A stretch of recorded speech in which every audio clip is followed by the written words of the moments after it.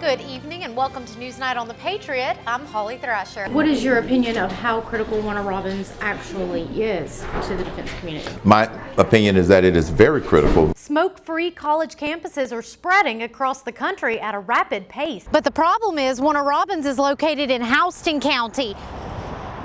But the park will be located here on undeveloped property in Peach County. And I don't know about you, but that's my favorite story today. I'm really looking forward to potentially getting a refund on my electric bill. The Chamber of Commerce's leadership class has just unveiled their brand new outdoors gym, and the best part, it's completely free to the public. Whether you're an angel or more of the devil, you don't have to leave Warner Robins to find the hottest Halloween costumes. Happy haunting. Do they come with the glasses? They do come with the glasses. Perfect. Why are you going to make the change over into politics now?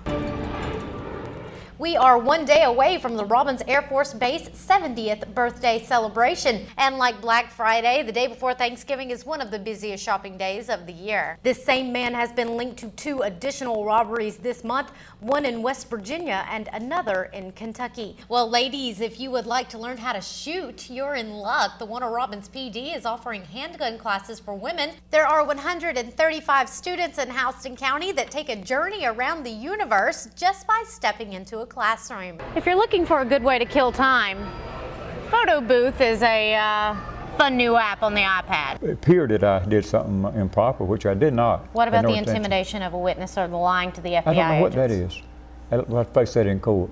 I don't know what. You don't know anything about it? No. Okay. You That is a cricket covered in chocolate. I think we've got here's to you guys. Here's to the gifted students over at Huntington Middle School. Warner Robins, with a strong economy, great school system, and superb athletic teams, it's a great place to live and raise a family, except for one thing. Warner Robins is boring. There's not much to do. That's why a lot of kids nowadays go to get on drugs. And if there is something to do, it's in Macon. And that is an opinion shared by many throughout the community. But the city of Warner Robins wants to change that. I think that's something I've heard for the last 2 years, is that we need more parks and recreation for our kids. I think if you do that, you can occupy a young child's time and a kid's time. Once you get their time, and you can really pave their futures. That's why Shaheen and the city council is looking at the possibility of a water park. The group voted to pay Markey and Associates, an aquatics facility planning firm, to conduct a study on whether or not a park would be both beneficial and financially feasible here in the international city. The preliminary findings have come back saying it's overwhelming on how a water park would be really beneficial for our community and for the citizens. James Dotson, the director of Parks and Recreation, agrees. It would be something that would not only benefit us locally, but it would also attract people from possibly throughout the state. And certainly, again, if it's financially feasible, it would be generate some income for the city. But the problem is Warner Robins is located in Houston County. But the park will be located here on undeveloped property in Peach County. There is a small sliver of the city that lies in Peach County, and that is where the park will be located. But a considerable and yet to be determined portion of tax revenue will go to help fill the coffers of Peach County instead of Houston. Regardless of who gets the money, people in both counties say the addition would be a welcome one. I would be willing to drive like 15 to 20 minutes just to get to a water park. Yes, ma'am. If it was located in something close to Warner Robins, I wouldn't mind driving at all to get there.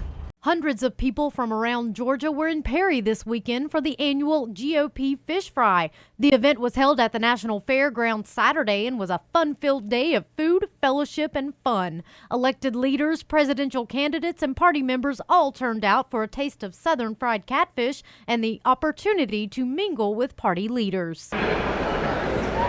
The catfish is delicious, but a lot of people came to see Newt Gingrich. The Georgia native is hoping to gain the Republican nomination for the upcoming presidential election. He says standing out amidst people like Herman Cain, Michelle Bachmann, and Ron Paul will be his biggest challenge. I think the biggest battle is getting the nomination. I think if we get the nomination, we'll have a second contract with America.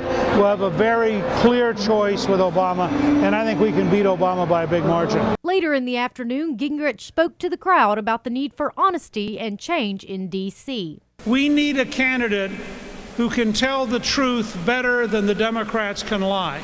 We need a candidate who can stand on the same debate platform next October with Barack Obama, look him in the eye and say, Mr. President, you are the most effective food stamp president in American history. When the economy is this weak, the time to change is now.